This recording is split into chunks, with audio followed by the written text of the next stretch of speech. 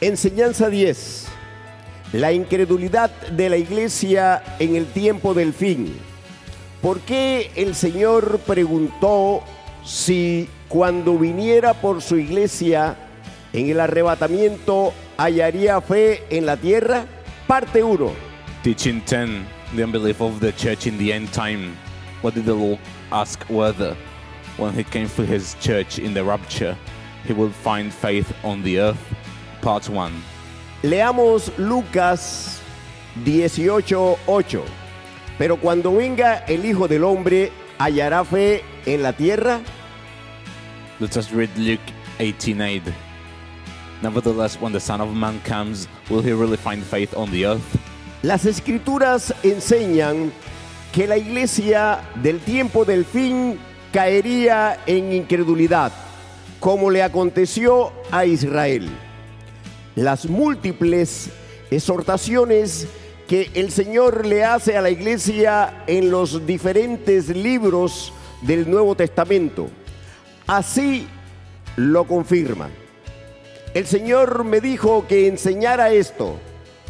¿En qué consiste la incredulidad de la iglesia del tiempo del fin? The scriptures teach that the church of the end time would fall into unbelief, as happened to Israel. The many exhortations that the Lord gives to the church in the different books of the New Testament confirm this. The Lord told me to teach this. What does the unbelief of the church of the end time consist of? Cuando el Señor dice en Lucas 18:8, pero cuando venga el Hijo del Hombre, ¿hallará fe en la tierra? No está haciendo conjeturas ni hipótesis de si pudiera o no acontecer que la iglesia tuviera incredulidad cuando viniera para el arrebatamiento, sino que el Señor está dando una palabra profética, porque ya vio en el futuro que así acontecería, por cuanto Dios tiene los atributos de la omnisciencia y la presciencia. When the Lord says in Luke 18:8, nevertheless, when the Son of Man comes, will he really find faith on the earth? He's not making conjectures or hypotheses as to whether or not it could happen that the church would have unbelief when he comes for the rapture. Rather, the Lord is giving a prophetic word because he foresaw this would happen, as God possesses the attributes of omniscience and foreknowledge. Por esta razón, el Señor Jesucristo exhortó, advirtió, con el fin de que quedara escrita la profecía y la amonestación como parte del juicio que ejecutaría contra la iglesia, justamente por causa del cargo principal, la incredulidad que conduce a la desobediencia.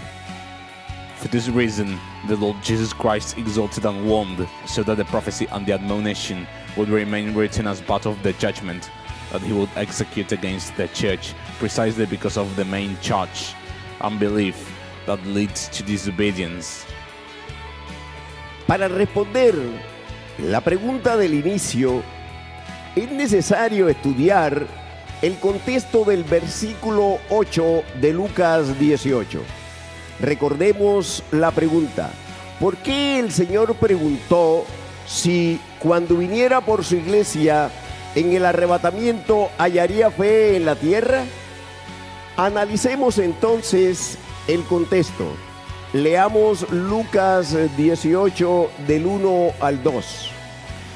También les refirió Jesús una parábola sobre la necesidad de orar siempre y no desmayar, diciendo: había en una ciudad un juez que ni temía a Dios ni respetaba a hombre. To answer the question from the beginning, it is necessary to study the context of verse 8 of Luke 18. Let us recall the question. What did the Lord ask? Whether when he came for his church in the rapture, he would find faith on the earth? Let us then analyze the context. Let us read Luke 18:1-2. Then he spoke a parable to them, that men always ought to pray and not lose heart, saying, there was in a certain city a judge who did not fear God nor regard man. Hermanos y hermanas, quiero que se fije bien en el término con el que inicia el versículo 1, el cual es también. Esta palabra es muy importante porque nos está señalando el tiempo en el que el Señor dio la enseñanza. Y es el mismo del final de Lucas, capítulo 17. Esto quiere decir que en ese mismo momento el Señor dio las dos enseñanzas, las cuales están relacionadas. Brothers and sisters, I want you to pay close attention to the term with which verse 1 begins, which is then. This word is very important because it points to the time when the Lord gave the teaching, which is the same time as the end of Luke chapter 17. This means that at that moment the Lord gave two related teachings. En griego podemos traducir Lucas 18:1 de manera literal así. Y también les decía una parábola, o les decía además una parábola. Aquí aparece un elemento importante que es en griego de, el cual significa y, entonces, también, además, pero, ahora. Es una partícula de transición. Lucas la usa muchas veces para continuar una narración o introducir una nueva escena relacionada. Esta palabra griega de refuerza la idea de adición a lo que el Señor enseñó al final del capítulo 17, que es el contexto, lo cual es la venida del reino y de los días del Hijo del Hombre, en Lucas 17, del 20 al 37. Esto lo conectó con la parábola sobre la necesidad de orar siempre y no desmayar, de Lucas 18, del 1 al 8. In Greek, we can translate Luke 18:1 literally as follows: and also he was speaking a parable to them, or he was also telling them a parable. Here, an important element appears, that is the Greek word de, which means also, and, moreover, then, now. It is a transitional particle. Luke uses it many times to continue a narrative or to introduce a new related scene. This Greek word, de, reinforces the idea of addition to what the Lord taught at the end of chapter 17, namely the context of the coming of the kingdom and the days of the Son of Man in Luke 17, 20-37. He connected this with the parable in Luke 18, 1-8, about the need to always pray and not lose heart. Hay en consecuencia una conexión muy fuerte entre esta parábola y la enseñanza de la venida del reino de Dios en Lucas 17, del 20 al 37. El Señor habla de los días del Hijo del Hombre en Lucas 17, 22, del día del Hijo del Hombre en Lucas 17, 24. Leamos Lucas 17, del 20 al 24. Preguntado por los fariseos cuándo había de venir el reino de Dios, le respondió y dijo: el reino de Dios no vendrá con advertencia, ni dirán, helo aquí o helo allí, porque he aquí el reino de Dios está entre vosotros. Y dijo a sus discípulos: tiempo vendrá cuando desearéis ver uno de los días del Hijo del Hombre, y no lo veréis. Y os dirán, helo aquí o helo allí, no vayáis ni lo sigáis, porque como el relámpago que al fulgurar resplandece desde un extremo del cielo hasta el otro, así también será el Hijo del Hombre en su día. There is consequently a very strong connection between this parable and the teaching concerning the coming of the kingdom of God in Luke 17:20-37. The Lord speaks of the days of the Son of Man in Luke 17:22 and of the day of the Son of Man in Luke 17:24. Let us read Luke 17:20-24. Being asked by the Pharisees when the kingdom of God will come, he answered them, "The kingdom of God is not coming with something observable. No one will say, 'Look here,' or 'there,' for you see the kingdom of God is among you." Then he said to the disciples, "The days will come when you will desire to see one of the days of the Son of Man, and you will not see it. And they will say to you, 'Look here,' or 'Look there.' Do not go after them or follow them. For as the lightning that flashes out of one part under heaven shines to the other part under heaven, so also the Son of Man will be in his day."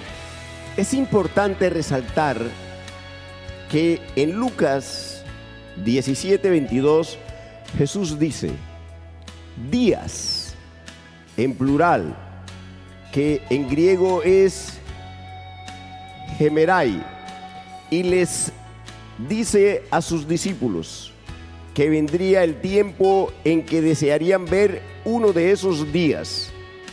Ahora bien, en Lucas 17:24, el Señor Jesús habla en singular de día, que en griego es hemera, cuando dice en su día. It is important to highlight that in Luke 17:22, Jesus says days in the plural, which in Greek is hemerai, and he tells his disciples that the days are coming when they will desire to see one of those days. Now in Luke 17:24, the Lord Jesus uses day in the singular, which in Greek is hemera, when he says in his day. En estos dos versículos, el Señor Jesús enseña su calendario profético del tiempo del fin, que corresponde a los días del Hijo del Hombre, dentro de los cuales se encuentra el día de su segunda venida, al final de la tribulación, descrita en Lucas 17:23 y 24, como uno de esos días, y en las expresiones como el relámpago que al fulgurar resplandece desde un extremo del cielo hasta el otro, y en su día. Esto se confirma porque en Mateo 24:27 dice: "Porque como el relámpago que sale del oriente y se muestra hasta el occidente, así será también la venida del Hijo del Hombre". Este es el final del juicio de la tribulación, la cual se describe en el discurso del Monte de los Olivos del capítulo 24 de Mateo. In these two verses, the Lord Jesus teaches his prophetic calendar of the end time, which corresponds to the days of the Son of Man, within which is found the day of his second coming at the end of the tribulation, described in Luke 17:23 and 24 as one of the days, and in the expressions, "For as the lightning that flashes out of one part unto heaven shines to the other part unto heaven, so also the Son of Man will be in his day." And in his day, this is confirmed because Matthew 24:27 says, "For as the lightning comes from the east and flashes to the west, so also will the coming of the Son of Man be." This is the end of the judgment of the tribulation, which is described in the Olivet Discourse in Matthew chapter 24. Cuando el Señor Jesucristo venga por segunda vez en su contacto visible con toda la humanidad, después iniciará el reino milenial, los 1000 años de gobierno del Señor. Esta es la respuesta a la pregunta de los fariseos: ¿cuándo había de venir el reino de Dios? When the Lord Jesus Christ comes for the second time in his visible contact with all humanity, the millennial kingdom will then begin, the 1,000 years of the Lord's government. This is the answer to the Pharisees' question concerning when the kingdom of God will come. Ahora bien, quiero que note que los fariseos hacen la pregunta sobre el reino de Dios, pero el Señor se dirige a sus discípulos para dar la enseñanza y les dice que no verán uno de esos días del Hijo del Hombre, el cual corresponde a lo que dice Lucas 17:24, cuando Jesús enuncia el Hijo del Hombre en su día, señalando su segunda venida. Now note that the Pharisees ask about the kingdom of God. Still, the Lord addresses his disciples to give their teaching, and he tells them that they will not see one of those days of the Son of Man, which corresponds to what Luke 17:24 says when Jesus states, the Son of Man will be in his day, pointing to his second coming. ¿Por qué el Señor les dice a los discípulos que no verían ese día de su segunda venida? La respuesta a esta pregunta se sustenta en los verbos que usa el Señor Jesús. Veamos, cuando dice, tiempo vendrá cuando desearéis ver uno de los días del Hijo del Hombre y no lo veréis. El primer verbo ver en griego es eido, el cual significa ver, saber, darse cuenta, contemplar.